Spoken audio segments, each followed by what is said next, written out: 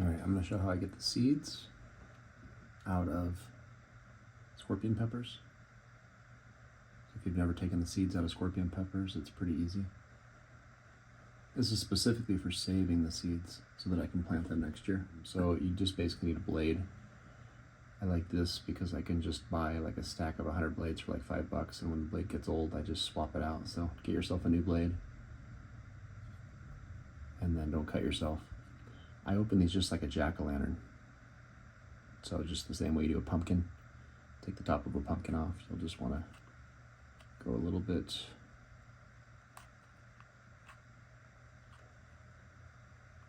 and then don't cut towards your finger.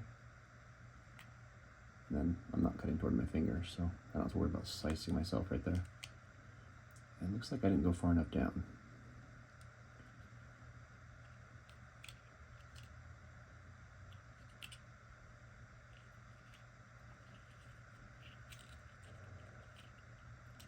So that one I missed a little bit. Let's try another one. Usually that's far enough that you can pull out the entire seed structure. So try this one. I might have not cut it up at a high enough angle. I'm glad we got to do one that didn't work. Most of them work just doing it about that far away. Let's see if that's a little better. There we go. You can kind of see how it's all coming out. So that's just the right spot to get it to leave behind most of the pepper, but still pull up the seeds. So when you first get these out, there's a temptation to just go ahead and go for the seeds. But I actually like to let them dry for a while. So if you pull them out now, sometimes you'll damage the seeds, sometimes not. But at least for this type of pepper, like in bell peppers, it's not so bad, but in more delicate peppers, sometimes you'll tear the seeds.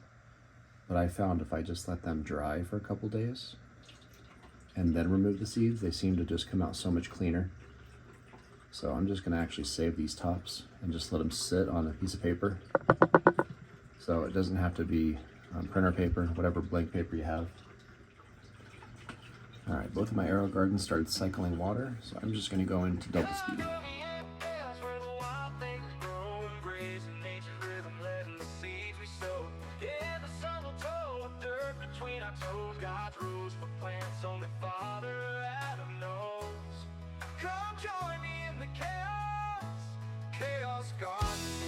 Where the wildflowers bloom, letting nature take the lead in this beautiful commune.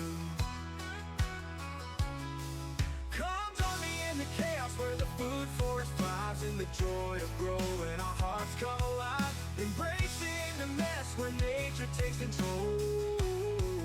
Come join me in the chaos, let the bounty unfold.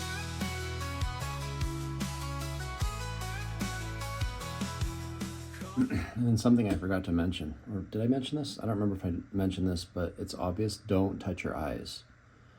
Especially at the incision site, you'll notice that the peppers actually start collecting a liquid, and that liquid that collects will be almost pure capsaicin, or at least highly concentrated capsaicin. I had little droplets forming, and I wanted to taste one of those droplets that were forming at the incision site, and it's far, far spicier than the pepper itself. I've also had people ask me about the seeds and whether or not the seeds themselves are spicy, and they do have some spice to them, but they're surprisingly less spicy than the actual scorpion pepper. So I would actually say it's similar to the chili seeds that you put on pizza. That's about how spicy the scorpion pepper seeds are. Whereas the flesh, like these are over 1 million Scoville, I would say they're probably close to 2 million. So they're unbelievably spicy, but the seeds themselves are actually less spicy than the flesh, and I'm not really exactly sure why that is. But yeah, these peppers are incredibly spicy.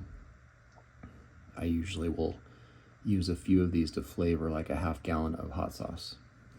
And then I use a bunch of chili peppers as well, just so that I have more, almost as a filler. And then you add, 5 or 6 of these to the mix, and that brings up the heat dramatically. So impressively spicy. And they're also very sweet. Like, they're surprisingly sweet. When I first looked at these, you just kind of look at them, you just assume they're just going to be hot and savory. And when you first bite into them, they're very similar to the flavor of a bell pepper. Surprise, surprise. And then it takes about, 4 or 5 seconds to realize they're going to get really spicy. And then in about 30 seconds, you're wishing you hadn't bit into them. Unless you like spicy stuff.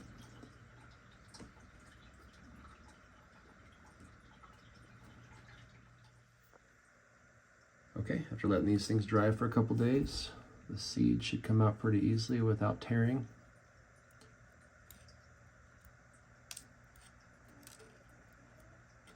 And this is the way that I found to get them out the easiest without causing damage to the seeds, is just pull them out with some tweezers, and then they just pop right out. I just had bad experiences where I just didn't let them dry and tried pulling them out, and a lot of the seeds would tear. So I don't know if that's just this variety or if that's just how pepper seeds are, but letting them air dry for a couple days helps. They just pop right out.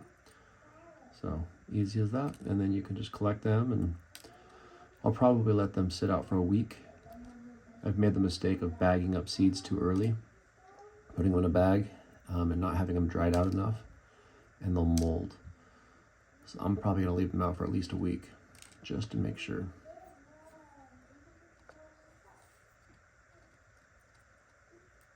All right, thanks for joining me in the chaos. Look at all those scorpion pepper seeds.